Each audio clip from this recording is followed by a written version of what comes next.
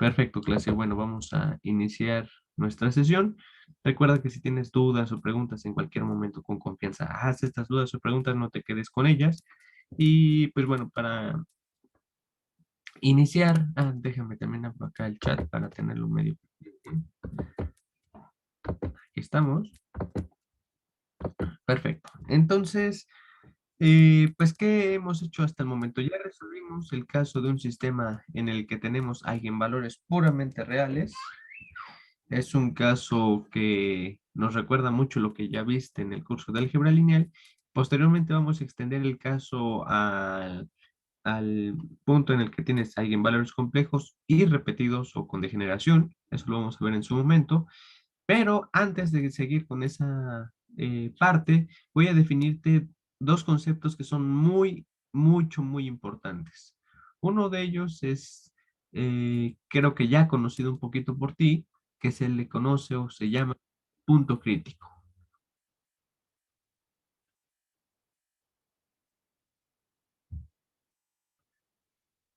¿Qué es un punto crítico? ¿Para qué sirve un punto crítico? Tienen mucha funcionalidad. Su definición creo que es realmente muy sencilla, muy simple. Es genérica la que ahorita te voy a mostrar y bueno, en nuestro caso lineal va a ser dirigidas específicamente a un solo punto. En general podemos tener varios, pero ¿qué son o cómo se definen? Bueno, un punto crítico está dado por un sistema de ecuaciones diferenciales, entonces pensemos que tenemos este sistema general que parte de un sistema que es autónomo, es decir, no tengo dependencia explícita de la variable independiente. Entonces, vamos a partir de aquí. Entonces, si tú tienes un sistema dinámico con esta estructura, repito, esto es general, es definido para un sistema no lineal, o sea, o lineal, como tú lo quieras ver. Simplemente tienes unas funciones de campo que te representan a tu sistema de ecuaciones diferenciales y dado este sistema de ecuaciones diferenciales, independientemente también en el espacio en el que tú estés trabajando en Rn, por supuesto, un punto crítico se define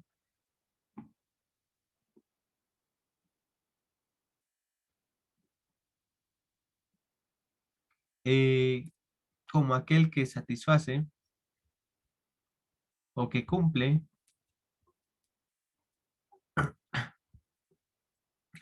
eh, un punto crítico. Aquí déjame le pongo si quieres entre paréntesis o comillas, X subíndice C, refiriendo a que es el crítico, es aquel que cumple que cuando tú evalúas tu sistema dinámico en dichos puntos o punto, ojo, no necesariamente tiene que haber uno en cada sistema dinámico, puede haber varios por cada sistema dinámico.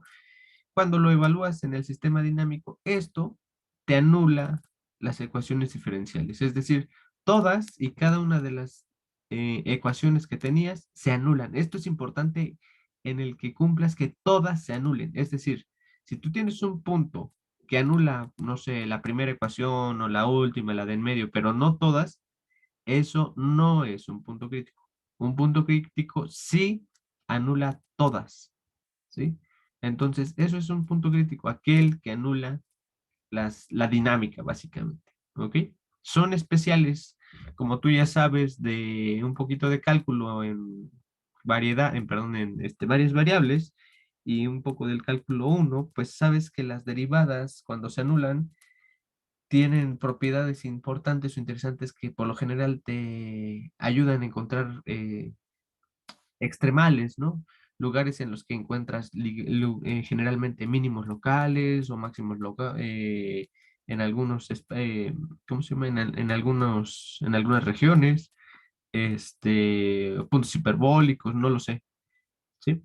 Porque recuerda, por ejemplo, pues en una dimensión creo que es muy natural pensar que tal vez una curva tiene un mínimo, pensando que tienes esto, aquí la derivada se anula, o tal vez tienes, perdón, esto sería un máximo, o tal vez tienes un mínimo en el que tienes esto, derivada se anula, pero por ejemplo, no podrías tener algo que sea mínimo y máximo al mismo tiempo. Tú podrías decir, bueno, es que es como un punto de inflexión. Un punto de inflexión es algo así como que un lugar en el que una curva por un lado era mínimo y por el otro era máximo. Sí, de hecho eso sería un punto de inflexión y es cierto, eso es como un punto hiperbólico visto en una dimensión, pero cuando ya estás en R2, literalmente sí puedes tener un punto hiperbólico, es decir, una silla de montar en el espacio. Piensa que tenemos tres dimensiones. Podrías graficar una función, una superficie que voy a tratar de representar algo en tres dimensiones que sea lo que estoy tratando de expresar, en la que tú por un lado veas que es un mínimo, pero por otro lado ves que esto también es un máximo, ¿no?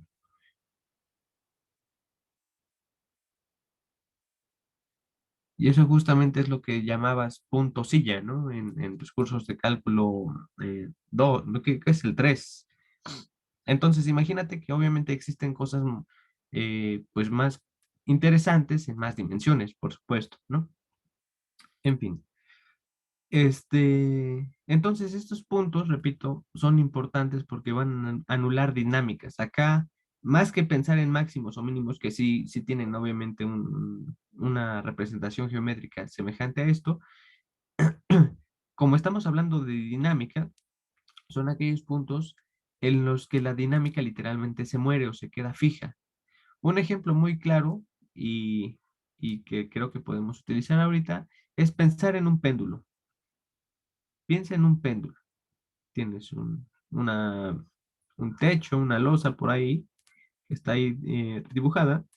Tienes un ancla y tienes una barra o una cuerda que sostiene un cuerpo y este pues empieza a moverse de izquierda a derecha, ¿sí? Abriendo un cierto ángulo teta, ¿ok? Eso es un péndulo. Entonces, bajo la acción de la gravedad, este cuerpo pues simplemente va a oscilar. Ojo, los físicos en algún momento siempre dicen, pero es que podemos pensar que oscila a ángulos pequeños y hacen una aproximación muy chistosa en la que dicen que seno de teta es como teta, y eso es cierto para ángulos pequeños, ojo, si teta es mucho menor que uno, y esto de mucho menor que uno puede romperte la vista si eres muy, ¿cómo decirlo? No sé cómo decirlo, muy, no sé, muy puritano de las matemáticas. Es decir, ¿cómo que teta mucho menor que uno? ¿Eso qué significa? Quizás lo más propio sería representar esto en el límite cuando teta tiende a cero o algo así. Pero los físicos y luego los ingenieros usan mucho este tipo de notaciones y repito, eso te puede romper la vista o destrozar el alma y se usa, ¿no? Y es válido y puedes hacer cosas. Pero cuando tú resuelves una ecuación, no siempre vas a tener ángulos pequeños, es decir, tú puedes dejar oscilando esta cosa y lo mismo te da si tenías este ángulo de apertura o el ángulo de apertura pequeñito como el que comienzan a resolver los físicos a primeros semestres, ¿no? El problema está que cuando tú tienes que modelar esto, ángulos pequeños, el problema se resuelve en el oscilador armónico y eso está bien, eso es fácil.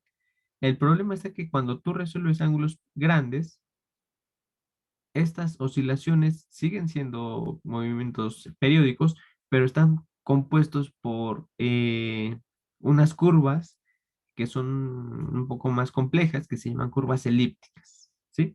Y esas cosas un poco, bastante quizás interesante y son poco, ¿cómo decirlo? Son complicadas, de hecho, son bastante ricas y son poco prácticas cuando quieres dar interpretaciones a ciertas cosas, porque son complejas. No me refiero a complejas de que queden en el campo complejos, sino literalmente son robustas, ¿no?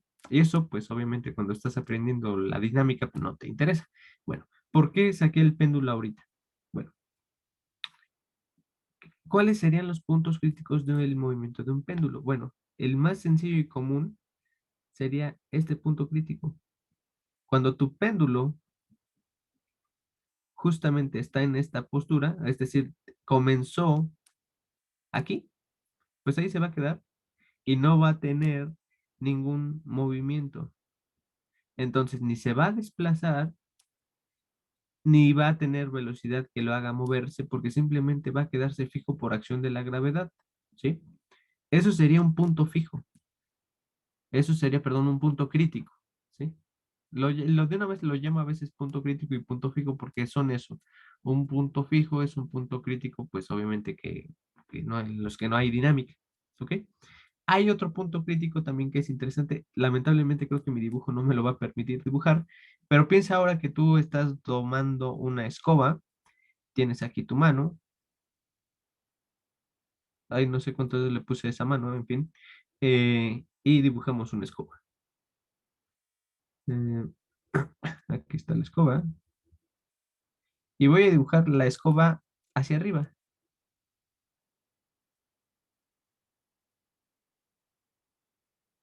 Bueno, la dinámica de esta cosa que estoy dibujando es exactamente igual a la de un péndulo.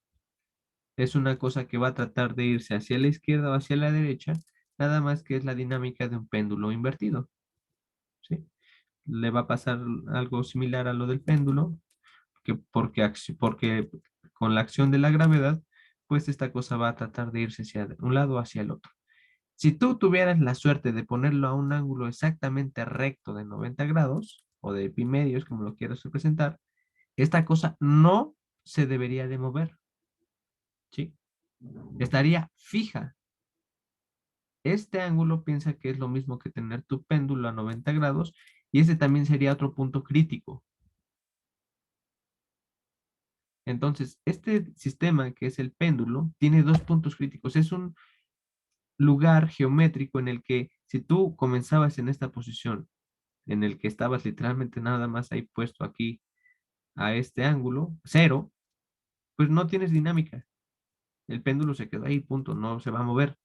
Si tú ponías el péndulo totalmente a 180 grados respecto a este ángulo, por supuesto, o a 90 grados respecto a tu brazo, tampoco te vas a mover. La escoba se va a quedar quieta, ¿no? Eso es lo que tratas de hacer cuando juegas con la mano de esta manera y tratas de equilibrarla, ¿no? Tratas de que entre en equilibrio. ¿Por qué? Porque tratas de que no se mueva.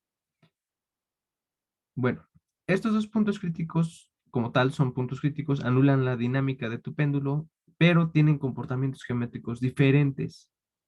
Este comportamiento que tienes aquí es estable. ¿Por qué es estable? Porque, bueno, si tú dejas el péndulo a ese, ¿cómo se llama? A ese ángulo de 0 grados, colgando básicamente, pues no se va a mover más. No se va a mover ni izquierda ni derecha. Si tú tienes el péndulo totalmente invertido, por cualquiera que sea la pequeña corriente que tú le apliques a esta escoba o este péndulo, te va a ganar y se va a ir hacia la izquierda o te va a ganar y se va a ir hacia la derecha. En este sentido hay dos tipos, bueno, por lo menos ahorita hay dos puntos críticos interesantes. Unos que son estables. Repito, el estable pues no le va a pasar nada. Si tú mueves tantito el péndulo para un lado o para el otro, por pequeñito que sea el movimiento con la acción de la resistencia del aire, por supuesto, esto se va a detener y va a regresar a ese punto. El de acá no, el que tiene el péndulo invertido, ese es un punto crítico inestable. Ese, repito, si tú lo perturbas tantito a la izquierda o a la derecha, se te va a ir y la escoba se va a rotar, ¿no? Va a caer. Entonces hay en este escenario dos tipos de estabilidad de dos puntos críticos, ¿sí? Entonces la noción de un punto crítico, repito, va a ser muy importante porque eso nos va a ayudar a entender tipos de estabilidades. Podríamos tener cosas que son estables, podríamos tener cosas que son estables, podríamos tener cosas que tienen más comportamientos algo un poco extraños o exóticos, y eso después lo vamos a topar nuevamente, ¿no? Bueno, para nuestro problema visto en clase, nuestro sistema dinámico es muy sencillo, ¿no? Es un sistema plano en dos dimensiones, es decir, nuestra ecuación diferencial viene dada así, x' igual a por x, Y entonces mi pregunta es, si tú tienes fijos los coeficientes de A,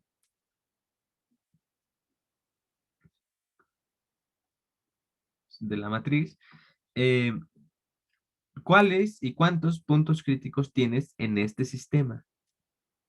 Obviamente recuerda que pues X está en R2,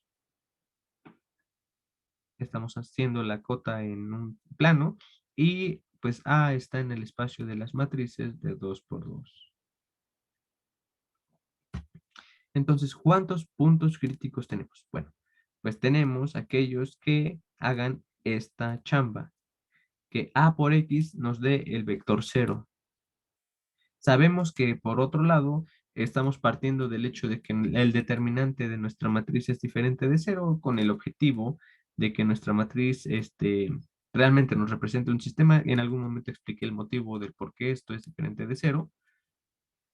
Y entonces eso significa que pues nuestra matriz es invertible y tú eres un experto despejando matrices, sacando matrices inversas. Entonces sabemos que si tú quieres conocer qué puntos satisfacen dicha relación, pues puedes despejar la matriz tomando la matriz inversa, multiplicando en este caso por el cero, y esto te da el fantástico cero. Por lo tanto, nuestro punto crítico, además de ser único, es exactamente el origen.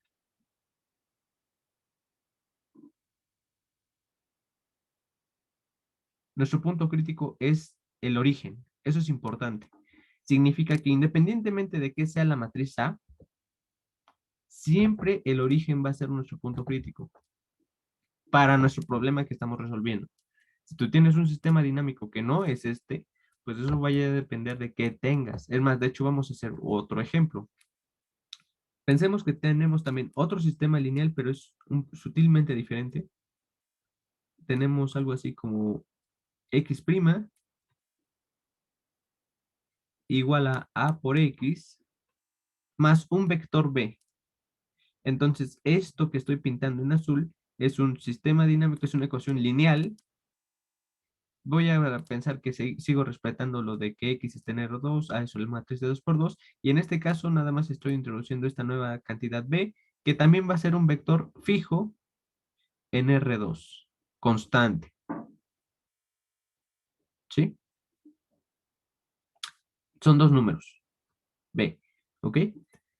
Esta cosa es una ecuación diferencial lineal no homogénea. ¿Por qué? Porque, bueno, B ya está ahí metiendo ruido, nos estorba, pero aún así podría sacar cuáles son los puntos críticos de este problema sin necesidad ahorita de resolverla. Creo que en algún ejercicio de tu tarea 2 te voy a poner a que resuelvas este ejercicio, y básicamente la respuesta es muy fácil porque haces una relación y regresas otra vez a una base en la que tu sistema pues está lineal y homogéneo. ¿Ok? Si quieres, ahorita platicamos un poco más de esto. ¿Cuáles serían los puntos críticos de este ejemplo o de este caso? Bueno, pues otra vez tienes que hacer que A por X más B vector sea el vector cero. En este caso, pues hay que despejar X. Nuestro objetivo es determinar cuáles son estos puntos o punto que satisface esta relación. Y bueno, en este caso tenemos que A por X es un maestro del despeje, nos daría eso, y entonces X crítico pues sería igual a A inversa por B, por menos B. Y este número, sea lo que sea, bueno, este vector, sea lo que sea, sería tu punto crítico. Entonces, allí tu sistema dinámico se anularía. Ojo, esto no es el origen. Date cuenta que además este resultado es concurrente con el resultado anterior. Si B vale cero o es el vector cero, obviamente no tenías este término, y B por A inversa, pues te daría otra vez X cero, ¿no? Entonces, pues está bien este resultado, ¿no? No tiene cosas que contradigan tu resultado anterior, por ejemplo. ¿Ok? Esto, repito, no tiene que ser cero, eso ya va a depender de quiénes sean A y quiénes sean los elementos B o de B. En fin, bueno, si quieres te ayudo de una vez con un ejercicio futuro de tu tarea, porque seguro en algún momento vas a olvidar esto, entonces de una vez lo menciono. Em, ¿Cómo podría resolver un sistema que tenga esta estructura con lo que ahorita estamos aprendiendo? ¿Cómo lo podrías hacer? Bueno, permíteme hacer una traslación de nuestro sistema dinámico a este punto crítico, ¿sí? Si hacemos eso, eh, podríamos realizar algo así como definir una nueva variable llamada u, vector. Bueno, quizás u no me gusta mucho porque podríamos interpretar que es un eigenvector. Vamos a llamarlo z. Z vector que esté definido como x menos x crítico. Esto lo puedo hacer en general para... De hecho, esto va a ser muy importante cuando resolvamos un caso no lineal, porque cuando hacemos este tipo de tratamiento, lo que no, siempre vamos a hacer es como que montarnos en la perspectiva del punto crítico. Y eso de montarnos en la perspectiva de un punto crítico siempre o es muy, muy útil cuando atacas problemas no lineales. Entonces, si desde el principio te queda geométricamente clara la idea de hacer eso, pues está buenísimo. Entonces, ahorita simplemente voy a tomar una base Z, que básicamente representa una traslación de mi problema original X al punto crítico. Es decir, pensemos que esta cosa por ahí tenía un punto crítico. Quizás aquí en lugar de ponerle las componentes le pongo directamente este es XC y que este pues obviamente venía de este ejercicio. ¿Ok? Entonces por ahí está mi punto crítico, esto es X1, esto es X2. Bueno, lo que estoy haciendo al definir Z es que estoy pensando en que Z pues va a tener esas componentes, Z1, Z2, tales que su origen justamente coincide con el del punto XC visto en la perspectiva de X1 y X2. ¿Ok? Bueno, si yo hago esto, ¿qué gano? ¿Cuál es mi objetivo? Mi objetivo es simplificarme el problema de esta traslación, hacer un caso donde no exista esa traslación del vector B, porque B me está metiendo ruido. Yo ahorita podría decirte que te voy a enseñar a resolver ecuaciones homogéneas y el caso no homogéneo, como este, podría verlo como una traslación que estoy haciendo ahorita. Entonces, si simplemente piensas eso, puedes resolver el ejercicio sin complicarte más la existencia. ¿Ok? Entonces, si yo defino esta traslación, mi nuevo problema se va a definir así como x', que es igual a por... de hecho, creo que estoy equivocado. A ver, déjame ver si es más o menos z. Es que siempre a veces confundo la asignatura de esta operación de x más o menos z. Ahorita lo voy checando conforme vaya haciendo el desarrollo. X quedamos que es z más x crítico. Ok, creo que está bien, creo que está bien. Sí, creo que vamos bien, creo que vamos bien. Entonces creo que sí está bien este signo negativo. Después más b y x' vista en la perspectiva de z, pues es igual a z'.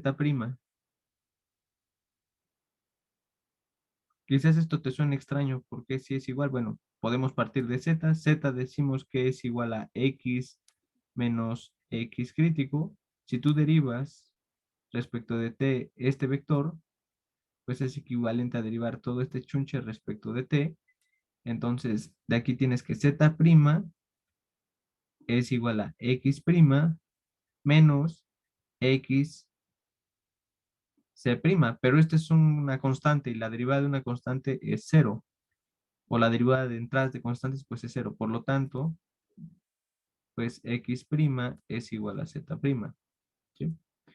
Entonces de aquí, z'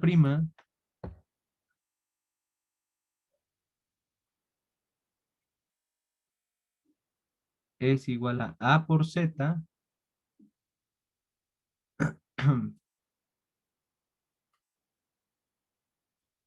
más A por X crítico más B. Ok. Nosotros ahora ya sabemos cuál era el punto crítico. Sabemos que es esta cantidad. La podemos despejar en la expresión de abajo y entonces esto nos resulta A por Z más A por menos A inversa. Bueno, aquí la A no lleva gorrito. Menos A inversa por B más B.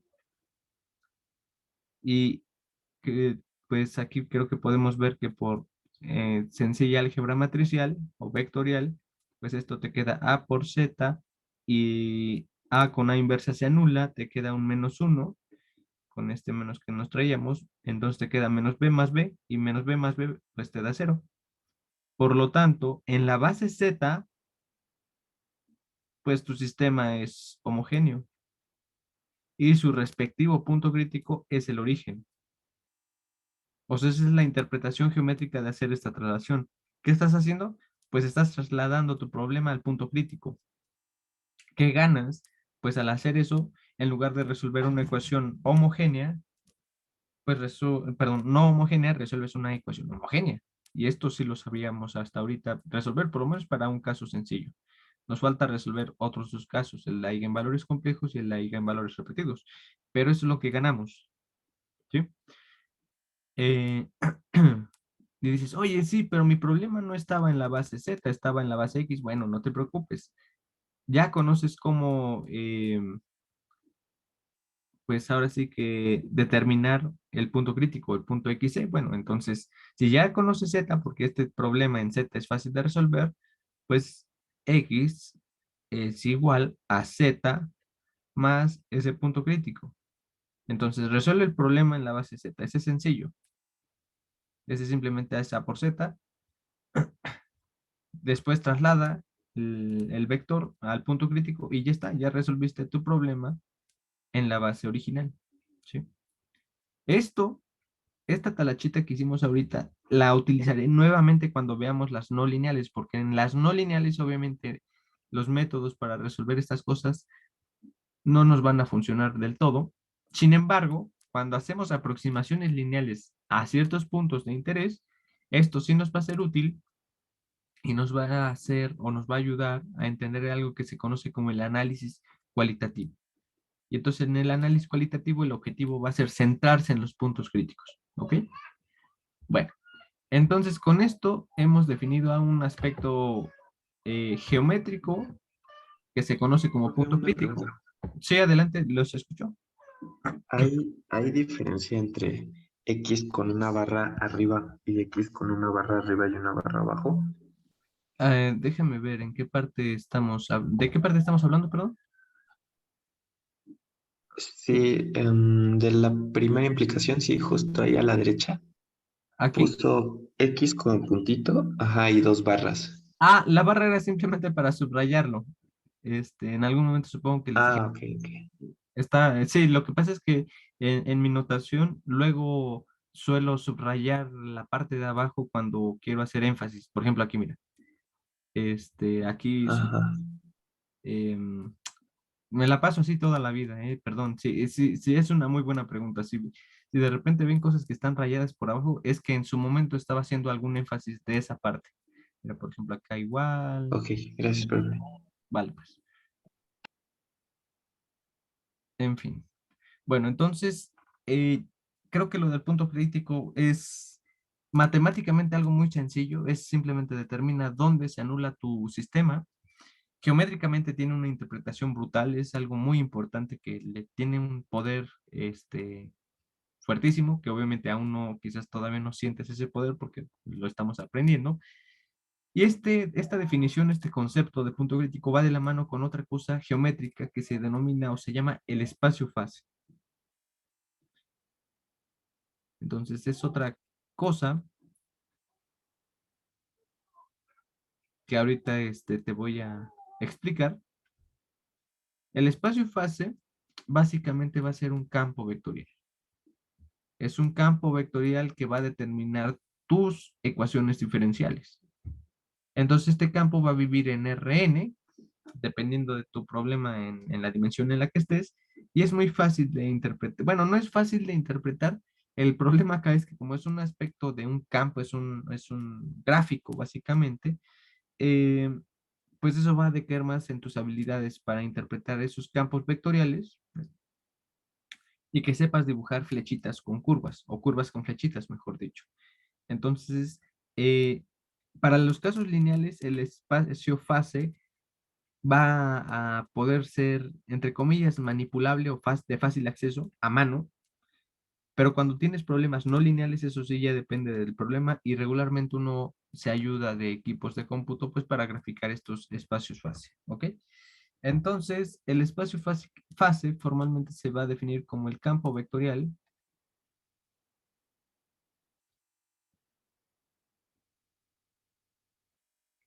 producido por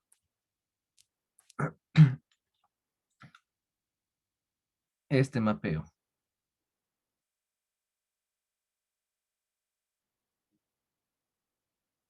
Eso es básicamente. Entonces, este es el campo vectorial que estaríamos trabajando o definiendo como el espacio fase. Es el mapeo que te va a dar cada punto del espacio R, en este caso R2, porque estamos en un plano, dada tu ecuación o sistema dinámico por la función vectorial f, que para nuestro caso es algo muy sencillo, es simplemente un producto de una matriz por x, y a cada lugar en el espacio le vas a atribuir una flechita. Eso es lo que haces en un campo vectorial, ¿no? Quizás cuando te lo explicaron en tus cursos de álgebra lineal te definieron propiedades que tienes que satisfacer y eso es cierto. Obviamente, como estamos trabajando en Rn por defecto, ya ahora sí que lo que metas ahí ya va a satisfacer propiedades de campo. Entonces, no te preocupes tanto por esa parte, eso es obviamente que lo satisface, pero acá lo que es importante es campo de qué o para qué. Bueno, aquí ya le vamos a dar un objetivo a lo que aprendiste y el objetivo ahorita es determinar ese campo definido por tus ecuaciones diferenciales, ¿ok? Obviamente ya no voy a redundar en lo que definieron en tus cursos primeros porque pues acá ya lo voy a literalmente embeber en lo que es nuestra clase, ¿no? En lo que es nuestro sistema, en este caso de ecuaciones diferenciales. Entonces, en términos muy prácticos, para el caso lineal,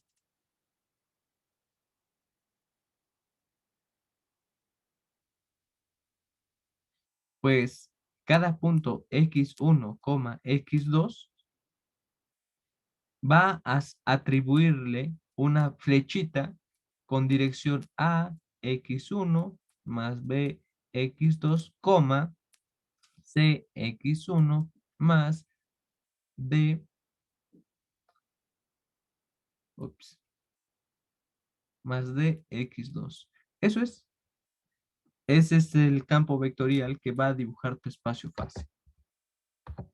O mejor dicho, el espacio fase va a ser el campo vectorial, perdón, que dibujas con ese mapeo. Eso es todo. Obviamente, si tienes un sistema no lineal, pues estas dos ecuaciones pues van a ser diferentes. Va a depender de quién sea f. Esta definición que te estoy dando es general. Yo aquí te estoy representando exclusivamente el caso lineal.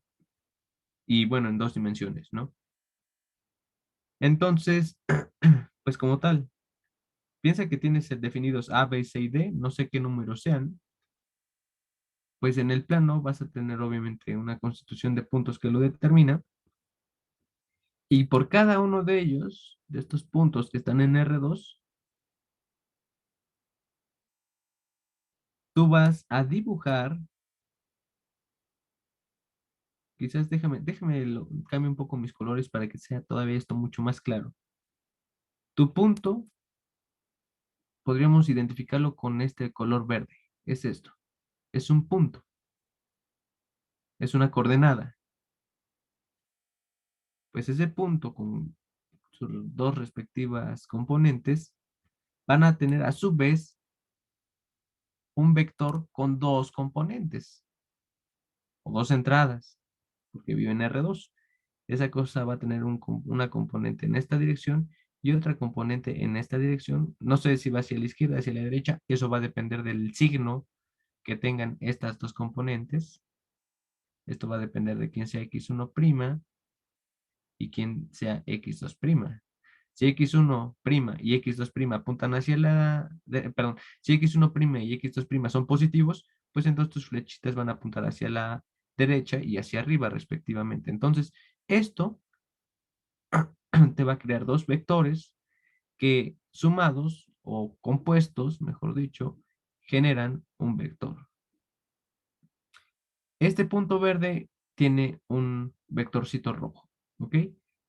Por cada uno de ellos, por cada punto que sea tu R2, todos y cada uno de ellos, cada uno va a tener un vectorcito asociado a dicho punto. Y eso te digo, eso va a depender de quién sea la matriz, en este caso A.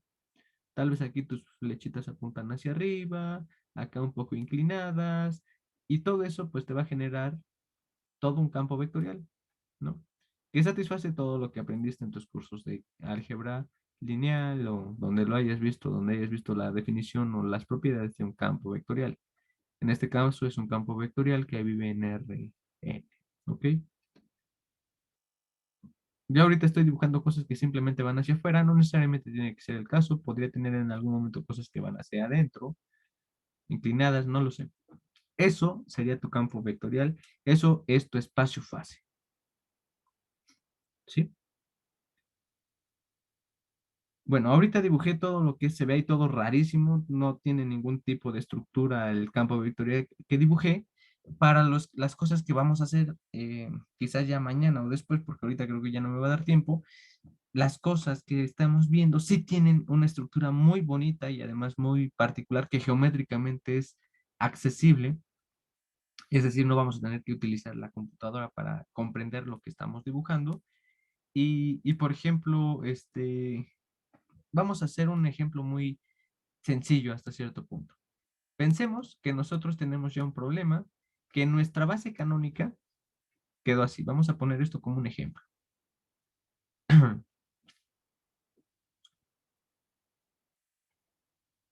Supongamos, repito, que ya nuestro ejercicio, independientemente de dónde quedó, vamos a trabajarlo en la base canónica, es decir, en la base Y. Entonces, en la base Y, fíjate que resultó que Y' era igual a 2, 0, 0, menos 3 por Y. Este es un problema ya diagonalizado en pocas palabras que estamos representando como base canónica. ¿Cuál sería el espacio-fase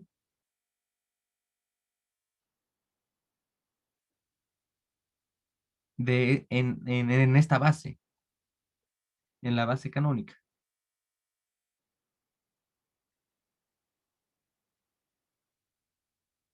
Le puse cañónica, canónica.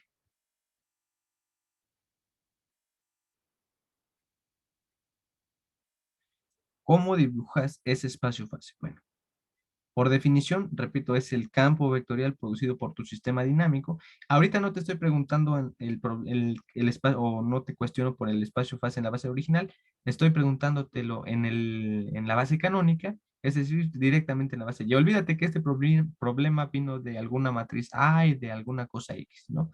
Ya es esa la base canónica. ¿Cuál es su espacio-fase en esa base? Ok, bueno. Entonces, lo que tienes que hacer es, pues tengo un punto Y1, componente Y2, y esto lo estoy mapeando al Y1', Y2', que van a tener componentes 2Y1, menos 3Y2. Entonces, eso es. Le puedes dar numeritos si quieres para comenzar a tener un poco de intuición. Después obviamente lo vamos a hacer ya sin numeritos, sin nada, va a salir directo las cosas, pero ahorita estamos aprendiendo. Entonces pensemos que tienes aquí tu espacio Y y quieres ver hacia dónde va a apuntar el punto con componente 1,0. Ese es el punto. 1,0. ¿Hacia dónde te lo va a mapear? Bueno, el punto 1,0 te lo va a redirigir, bueno, te lo va a mandar al vector con componentes 2,0. Entonces, este punto tiene anclado un vector en esa dirección con magnitud 2,0. La magnitud del vector es mucho más grande. Yo aquí la estoy dibujando chiquita. Después te voy a explicar que no es tan relevante la magnitud. Más que nada lo importante es la dirección. Pero bueno, ahorita permíteme hacer el dibujito así. Entonces, ese punto va a apuntar hacia la derecha. Puedo hacer lo mismo con otros puntos. Podría decir, ay, bueno, ya vi el punto 1,0, ahora quiero ver cómo va a apuntar todo el eje. Bueno, el eje completo pues va a tener componentes x,0, por lo menos para la parte positiva. Y entonces esa familia de puntos que estén en el eje X, o en el eje Y1, perdón, siempre van a estar apuntando en dirección 2x,0. ¿Sí? Entonces, si X es positiva, las flechitas van a apuntar hacia la derecha. Si X es negativa, ojo, si X es negativo, pues te daría que 2 por algo negativo es negativo. Entonces, si estás del lado izquierdo o del lado en donde X es negativa, las flechitas apuntan hacia atrás porque esa cosa es negativa. ¿Ok? Así queda representado el espacio fase en el eje Y1. Ahora, ¿qué pasa cuando nos vamos al eje Y2? Bueno, lo mismo puedes plantearte, puedes decir, a ver, aquí está mi punto 0,1. ¿A dónde va? El 0,1 te lo va a mandar al 2 por 0, 0, coma, menos 3 por 1, menos 3. Entonces, este punto va a apuntar hacia abajo, su vector anclado ahí. Te lo apuntamos al 0 menos 3 va a apuntar hacia abajo. Y ahora si nos preguntamos o nos cuestionamos hacia dónde va a apuntar cualquier punto 0, y, pues ese te va a apuntar al vector 0, menos 3y. Entonces, si y es positiva, el vector va a apuntar hacia abajo y solamente va a apuntar hacia abajo. Así. Si el vector, perdón, si el número y es negativo, es decir, estás en la parte de abajo, entonces ese vector va a apuntar hacia arriba porque tendrías la multiplicación de dos negativos. Entonces aquí apuntas hacia arriba. ¿Ok? Date cuenta que la naturaleza de esto está un poco simpática. Por un lado, esto te repela. En el eje X te repela. Te lanza hacia afuera, hacia los extremos, hacia el infinito o menos infinito. Sin embargo, el eje Y2 te atrae, te está aventando al origen, te están vapeando aquí. Entonces, por un lado te repela, pero por el otro lado te atrae. Bueno, eso es para los ejes. ¿Qué pasa para cualquier punto con componentes X, Y? Pues el punto con componentes XY te lo va a mandar perdón, te lo va a mandar al punto 2x, y. No, menos 3y. 2, ups. Te lo va a mandar al punto 2x, menos 3y. Entonces, si estás en el lado en el que x es positiva y y es positiva, entonces vas a tener un vector que va a tener componente positiva y luego va a ir hacia abajo. ¿Sí? Vas a tener unas flechitas que apuntan así. Si X está en el lado negativo y Y en el lado positivo, entonces esas flechitas van a apuntarte así.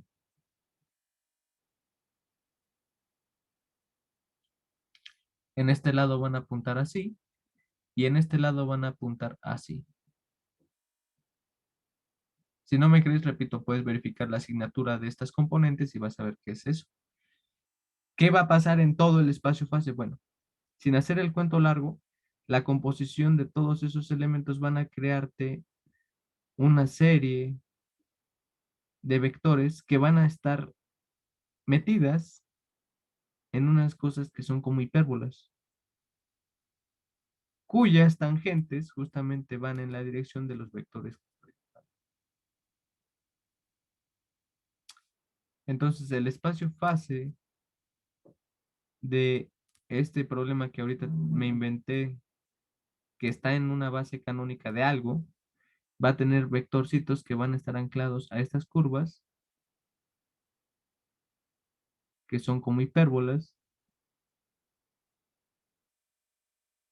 y de hecho justamente van a tener como tangentes, pues dichos vectores, los vectores del campo.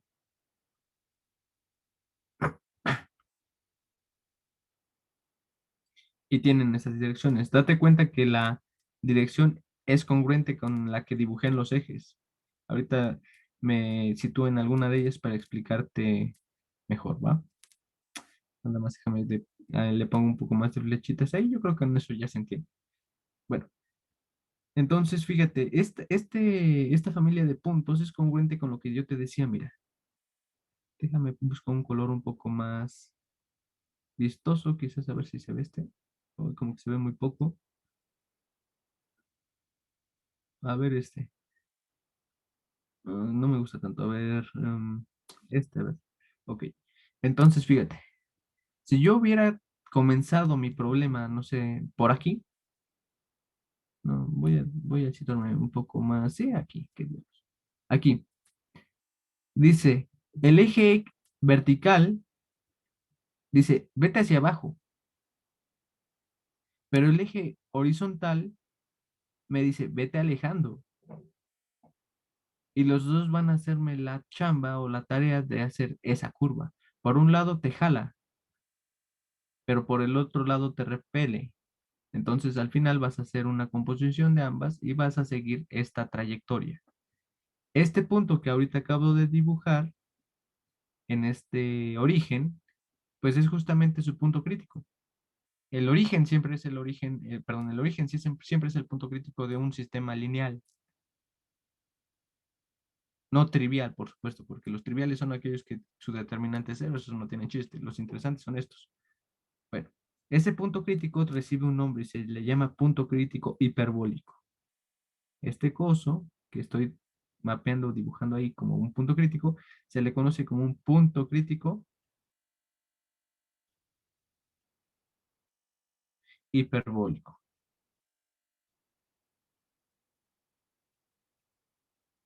Vamos a ver posteriormente que existen algunos puntos críticos que son así, mira, que su chamba es mapearte elipses. Eso se les va a llamar centros. Hay otros que están más simpáticos que hacen esto.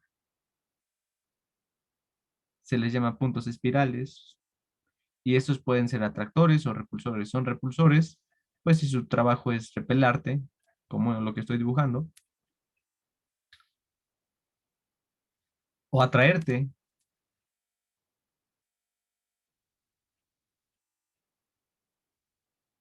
Va a haber algunas entidades que definen puntos críticos que son puramente repulsores.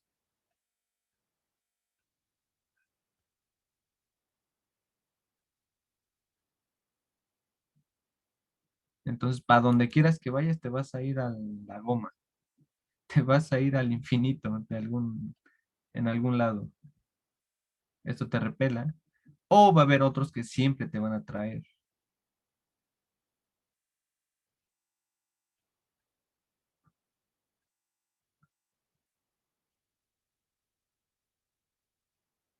Eso sería un punto atractor, por ejemplo.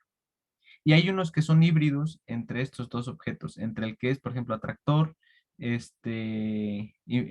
como decir, bien definido, y los que son puntos espirales. Esos vienen como de la degeneración, pero después lo platicaré con más detalle. ¿Sí? Entonces, el resolver la ecuación diferencial, por un lado, algebraicamente creo que no es tan difícil. Creo que el problema se radica en una diagonalización. Ahorita los números son reales, pero cuando entremos en los complejos se complica un poco el asunto. Creo que lo bonito y lo que es también técnicamente más interesante es el estudio geométrico, Los puntos críticos, en pocas palabras. Los puntos críticos nos ayudan a interpretar mucho cuando tú tienes un sistema dinámico, porque te ayuda a interpretar los resultados. A veces el resultado analítico, pues quizás no te dice nada, tal vez te dice, bueno, tienes dos combinaciones de exponenciales, ¿eso qué? Bueno, por ejemplo, si en este caso, este punto crítico, este, salió de algún resultado, pues te está diciendo, bueno, independientemente de dónde comiences, tienes una inestabilidad brutal. Y si tú comenzaste en algún lugar cercano a, por ejemplo, alguno de los ejes, vas a acabar en el infinito. Vas a estar siempre en un lugar totalmente inestable. Este, si dibujáramos, por ejemplo, el espacio-fase de la ecuación de un péndulo, la ecuación de un péndulo, déjame más o menos la escribo. Si no mal recuerdo es así, va a ser algo así como x prima igual a menos alguna constante, si que le llamo a de momento, seno de x. Es una ecuación no lineal. eh, y si nosotros lográramos mapearnos el espacio-fase, veríamos algo así.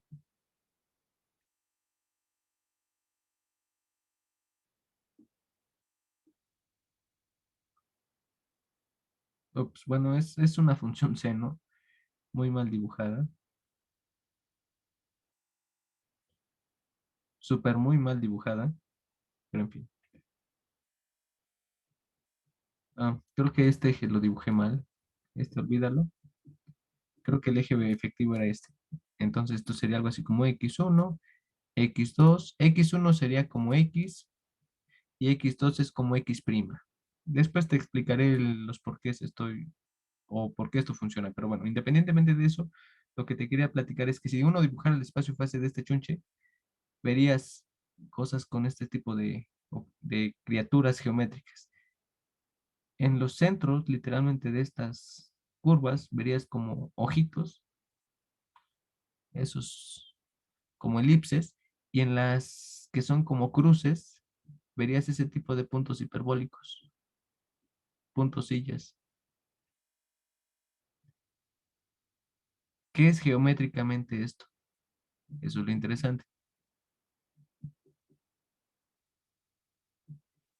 Estos centros son en los que el péndulo está abajo.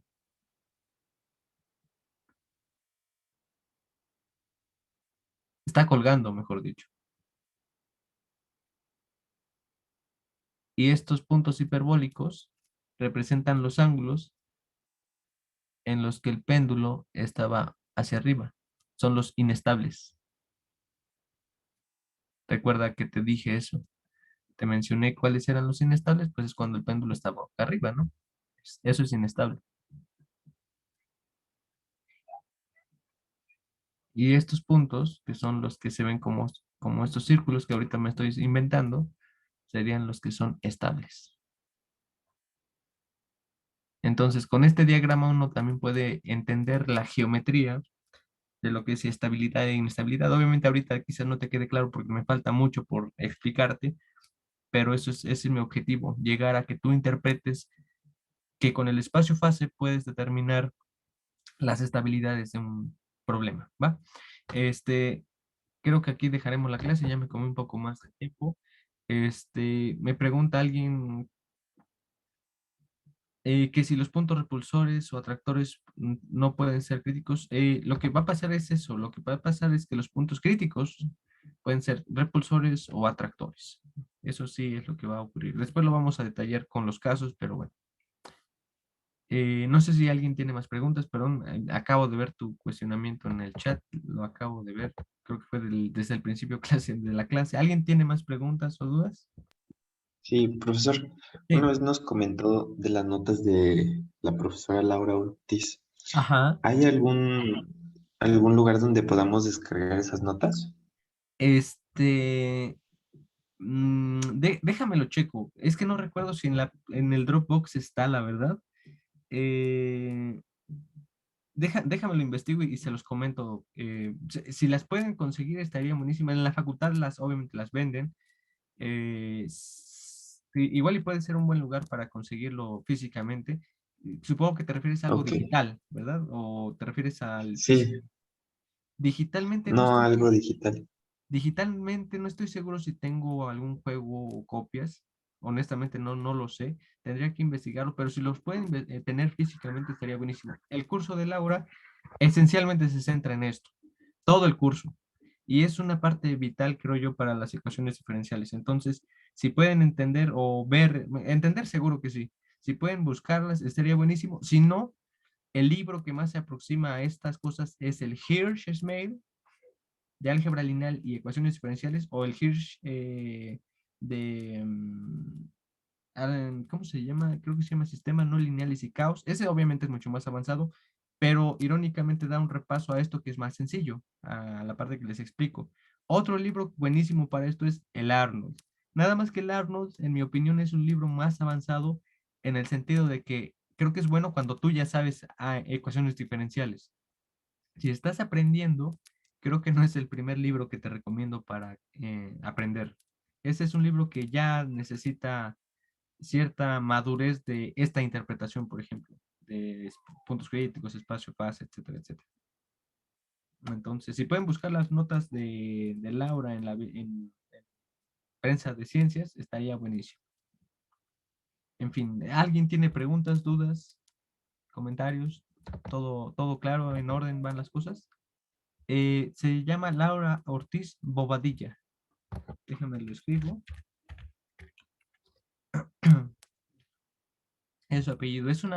Laura Ortiz Bobadilla es una profesora de la Facultad de Ciencias, es investigadora en el Instituto de Matemáticas y es una experta en el campo de las ecuaciones diferenciales con este enfoque, con la perspectiva geométrica. Hay gente que hace ecuaciones diferenciales con otras perspectivas, pero ella es la persona que tiene el dominio de esta parte, ¿no? De lo geométrico. Entonces, es una especialista de verdad en este campo eh, y pues bueno, es una persona muy recomendada si tú quieres, por ejemplo, especializarte en esta área. Si quieres aplicar esto o entender la geometría, por ejemplo, de algo mecánico, de un problema de física, incluso de mecánica cuántica con esta índole, te puedes también acercar a mí y lo checamos. A mí también me gusta mucho esta parte y en mucho de mi investigación aplico estos conocimientos justamente pues a los problemas de la física, ¿no? Algunos modelos de qubits, de bosones, de física nuclear, física atómica, etcétera. En fin, no sé si alguien tiene preguntas, dudas, creo que ya eso es todo. Pues de mi parte sería cumplida la clase hoy. Mañana tienen en principio la clase con Esme, con Esmeralda. Entonces ella más tarde les va a compartir el link que los va a vincular a su clase, ¿va? Entonces, cualquier duda o pregunta, pues siempre es bienvenida y si no, pues nos vemos el próximo viernes conmigo, mañana con Esmeralda o Esme, ¿va? Cuídense mucho, tengan bonito día, hasta luego, nos vemos. Alguien preguntó dónde dijo que podemos conseguir. A esas notas las pueden conseguir hay un lugar que se llama Prensa Ciencias. No sé si ubican la entrada que está de la facultad por el lado de estacionamiento de profesores. Cuando ubican el auditorio de la ABC, se siguen por donde está sala de exámenes profesionales, por ahí, para subir al edificio P o hay unas escaleras que obviamente van hacia arriba y también hacia abajo. Vayan hacia abajo, vayan al inframundo y en la parte baja está una parte que casi nadie conoce, que es Prensa Ciencias. Ahí es donde venden muchos libros, catálogos de profesores de la facultad y de cosas y de personas que son interesantes en muchos aspectos. Entre ellas están algunas de las publicaciones de Laura Ortiz, como este libro que les comento. En fin. Bueno, creo que eso es todo. Tengan bonito día. Hasta luego. Bye.